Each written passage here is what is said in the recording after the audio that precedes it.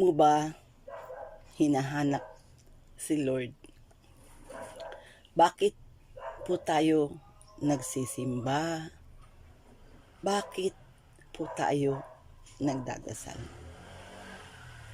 Ang gusto mo ba ay ang presensya ng Panginoon o ang malalim na relasyon sa ating Panginoon? God wants us to have a forgiving heart para mas masarap ang pakiramdam mo sa puso mo. God wants us to forgive at magkaroon ng mapagmahal na puso. Do you believe in instant healing? Hindi po siya ibibigay agad-agad sa atin. Alam mo, matagal ko nang gusto ikwento to sa iyo. Kasi I went to the mall. Madalas ako magpunta sa mall to watch things, to shop, kung ano yung mabibili. But then, napansin ko, lahat ng bagay nakikita ko, parang nasa akin na. Magagandang bag, sapatos, gamit sa bahay, accessories, sapatos. Parang feeling ko binigay na sa akin lahat ni Lord. Thank you, Lord.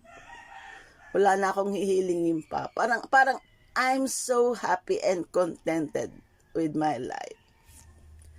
I'm not rich. I don't have beautiful house, car, but the contentment is in there's always a reason to smile. You need to smile each and every day. Paano ka magiging masaya? Isa sa mga dahilan. Focus on your life. Huwag po tayong pakialamero. Huwag po natin bantayan ang buhay ng iba. Huwag po natin silang pulisin.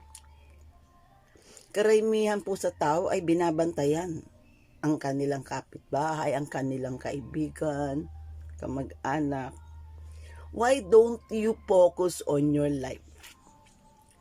Ayusin mo muna yung buhay mo, mahalin mo yung sarili mo. Ano ba ang mga hindi mo pa nagagawa?